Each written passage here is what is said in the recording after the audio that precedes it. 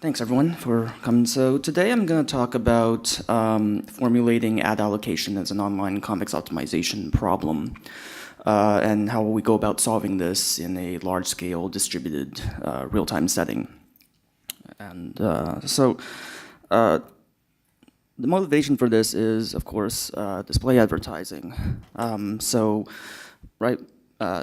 of you will visit the New York Times or Amazon.com, and there's various opportunities for us as a demand-side platform to show you one of several possible advertisements.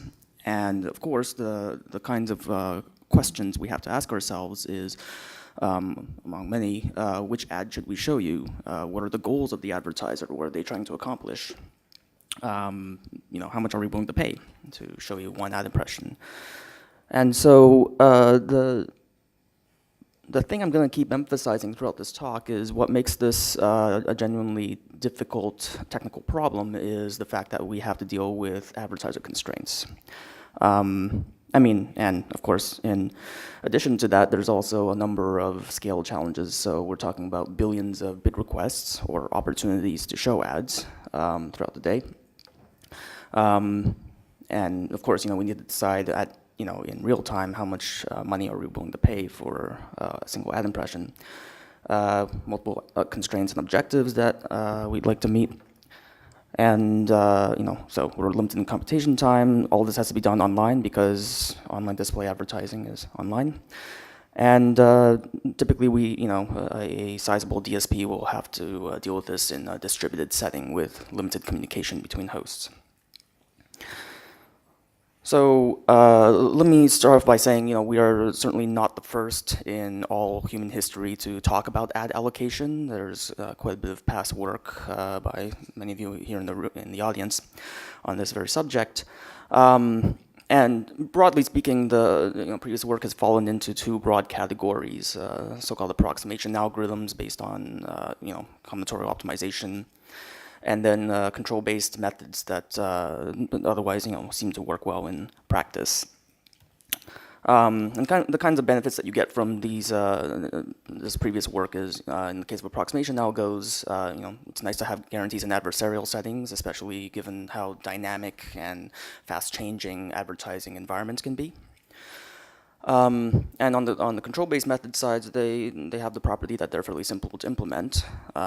So what we're proposing as part of this work here is to be able to capture both of these properties and also be able to, from a foundational perspective, fully address distributed aspects and to have a general class of methods that you can apply broadly to a variety of online display advertising problems.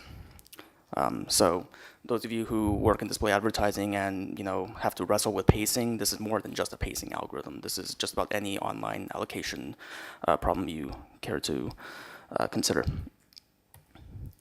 Okay, so let's take a step back and ask ourselves, what is this business of ad allocation? What are we really trying to do? More or less by construction, the problem is one of optimal assignment. Okay, so think about matching, node in a bipartite graph, where on the left-hand side you have bid requests or opportunities to show ads. On the right-hand side you have ads. Okay, and every edge in this bipartite graph has some concept of a value. Okay, so what I denote by Vij in the slide there. I get this question a lot, actually. Both at the poster and elsewhere about where does click prediction come in and all that. So there's a very great discussion to be had about the fact how Vij is computed, but effectively that's where something like your expected value or CTR estimators would show up. I don't really talk too much about it in this talk, but I'm happy to discuss more offline. Anyways, so you have some well-defined concept of evaluation. How much do you value assigning a given ad to a given bid request?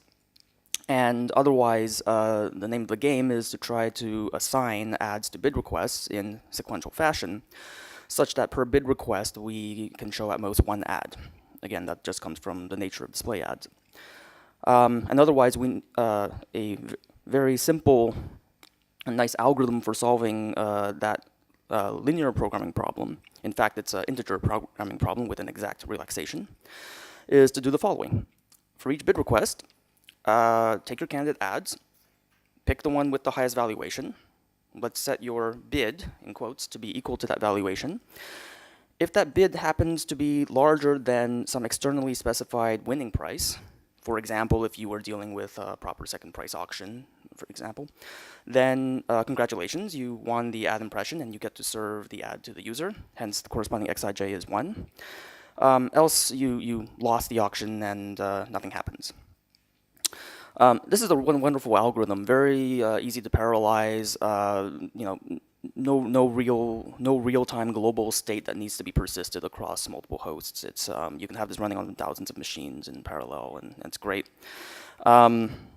And well, I guess the annoying thing here is, well, what about those constraints that I mentioned earlier?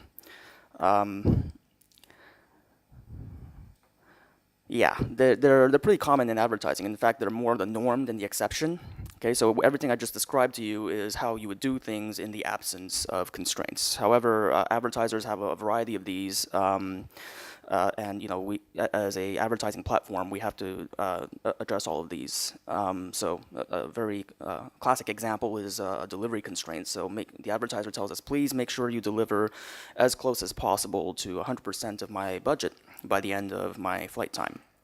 Another example is achieve a cost per action. So imagine the cost per click, for example, of no more than some target value, again, over the lifetime of my campaign. And there are other examples here, I won't go too much into detail about. What makes these constraints difficult is the fact that they're defined over long periods of time. So now it's not any single decision that I make at any instantaneous moment in time that matters. It's my behavior over a longer time period that really matters. Okay. So just a little bit of notation here because it makes it easier to discuss. So we're going to divide up the time axis into rounds. Okay, you can think of these as slices of 10 or 20 seconds of time, for example. And in any given round, you have some number of bid requests that are processed by your ad serving fleet. We're going to model constraints as through matrices. Okay, so here are some examples here. An example of a constraint is this delivery idea. So imagine that the elements of your ATs correspond to the amount of money you're going to charge the advertiser on the event that they win an impression. And then there's our assignment variables, which I'll group into vectors, and then the valuations minus these winning prices, I'll call those utilities, and again group those into vectors as well. Okay, so with that vector notation in place, here's the problem that we're going to solve. So it's going to have two parts. The first part is that it's exactly that problem that I just described. Okay, so just maximize total advertiser value. Okay, so maximize total valuation across all the bid requests. And now we're going to introduce a nonlinear penalty term. Okay, so we're going to model that through a function e. And e will take as an argument the total long-term constraint deviation. Okay, so the difference or the average difference between the total sum over ax's on the left and some constant vectors b. Okay, and so again, you can think of that as a delivery constraint, for example, where if that term inside of e is very large and positive, well, I over-delivered, and if it's very large and negative, I under-delivered. Okay, and the goal is to try to shrink that to be as close to 0 as possible. Okay, so why introduce a nonlinearity? Well, purely from the perspective of doing online optimization, it does have the advantage that with strategic choices of E, you can get good regret bounds. And of course, one potential disadvantage is that, of course, we've sort of broken the problem to some degree. That nice ranking algorithm that I mentioned earlier only really works if everything is all nice and linear. But thankfully, with a little bit of a convex analysis, it's fairly easy to show that actually the problem remains linear in your assignment variables x. Right, so you can just sort of write out the Lagrangian for the corresponding primal problem that I just showed you. And so the problem remains linear in x, so I can still do ranking, albeit now with a modified valuation. Okay. And of course, now I need to worry about an additional set of variables, which we'll call dual variables or shadow prices, if you like. And now we need to ask ourselves, okay, well, what's the right way to tune these dual variables, especially in a non-line fashion? So effectively, one way in which you could go about solving this in practice is, I mean, if this were an offline problem, so just imagine that you just had a single computer and, a million bit request and 5 ads or something like that. You could imagine a so-called primal dual method whereby you start with some lambda, you maximize this function over here with respect to your assignment variables, you then go back and revise your dual variables and go back and forth like this over and over for as long as you want until you converge. Works really well in an offline world, complete non-starter in online display advertising, right? The user is sitting there waiting for an ad to be shown to them, within milliseconds. So what we want is a completely online approach to this. So effectively, we take that primal dual approach and make it online. So what that means is, for each round, we'll do our ranking and bidding with a modified valuation. Okay, so that's represented very compactly here in terms of an argmax operation. And otherwise, with each round, we're going to then update the dual variables using projected online gradient descent, specifically using the Lagrangian function that I just described for that round. Okay. And we're just going to do this, we're just going to interleave these two algorithms in online fashion as number of rounds increases. So one more thing we're going to add to this is we're going to leverage decomposition. So I mentioned the fact that we have to operate with large fleets of machines processing bid requests, and so thankfully this problem is highly amenable to decomposition. What that looks like is, so in the bottom, in that orange box, in real time, you've got your thousands of ad-serving machines processing bid requests, and what they're doing is effectively solving that ranking problem, or picking the ad with the highest modified valuation. Okay, so we have our original valuation there, and now we have a modifier, which depends, of course, on dual variables and our estimates of constraints. So, for example, how much are you going to pay? And meanwhile, every 10 seconds or so, you're going to collect all of these primal solutions, so all of these, these decisions you've made in real time in the orange part, and you're going to ask, okay, well, did I over-deliver, did I under-deliver, how am I doing relative to my long-term constraints? And that's really what the role that the dual variables play, right? So we're just going to apply gradient descent or your favorite online gradient-based method, really. And otherwise, yes, we also have to estimate the constraints because we usually don't find out about how much you spend, for example, until you win the impression. And otherwise, the combination of these two sets of algorithms we call online dual decomposition. So classical dual decomposition is an offline technique where you'd go back and forth between primal and dual solutions. Here, we're just doing all of this in real time in online fashion. Okay. Let me just very quickly say a bit about the regret bound. We provide a lot more details in both the paper and a separate archive article on the subject. But effectively, if you ask yourself, okay, well, how well does such an algorithm do against the very best thing I could have done in retrospect? Well, let's, if you define error terms as shown there in terms of, X star. So X star is the very best thing we could have done in hindsight with complete knowledge of the A's and the U's and all that, and infinite compute capacity, for example. And so without making any assumptions about how how A's and U's are generated, by the way, you can derive a regret bound, that breaks up into 3 terms. So the first term basically tells you that, if the so-called oracle solution, so the solution that you would have obtained offline, if that happens to be very gnarly looking, very highly variable over time, there's not much you can do in an online setting. That right there will sink you. Of course, you'll pay a cost from the very fact that you're doing online gradient descent versus some kind of offline method. And last but not least, the fact that you have to estimate constraints imposes a cost, and that's going to depend on just how variable these constraints are, right? So imagine a world where in one 10-second round you spend $1 or something like that for a given ad, and in the next round you're charged $1 billion, right? So that's kind of a very nasty problem. So basically, this is telling us you don't really get anything for free, but if things are reasonably well behaved, you can get very good regret behavior down to the logarithmic in the number of rounds.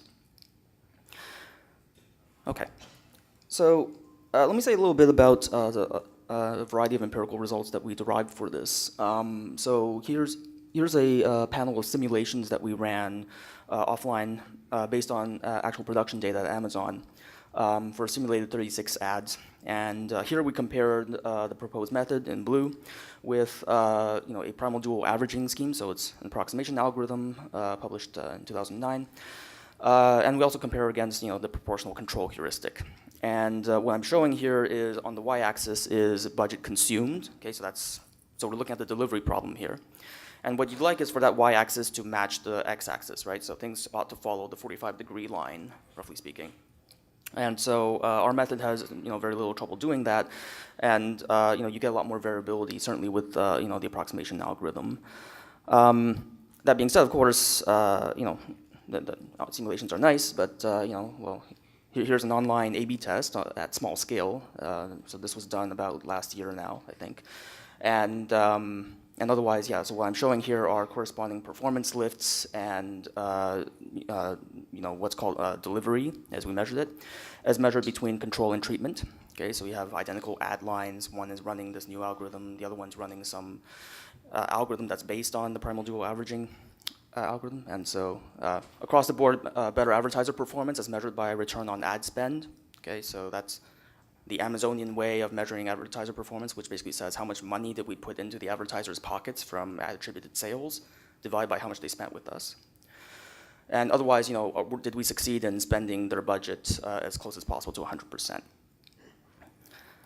Okay, so that's for 7, and here's a larger scale test that we did about 6 months ago or so across a much larger pool of ads. So here we have different combinations of geographies and budget types and ad programs represented here. But effectively the same story, generally positive performance lifts and increased ability to consume budget on schedule. And here's the corresponding, slightly finer grained view of that, looking at over delivery and under delivery. So, comparing between our control and treatment pools.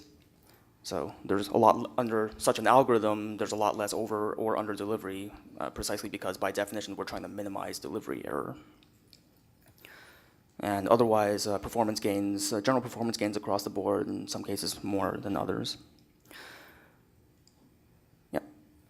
Okay, so that's actually more or less all I have to say. So just a couple of quick comments. So in this paper, we very decidedly ignored bandit feedback. So this idea that you only get feedback from the users for the ads that you show and not the ones that you didn't pick.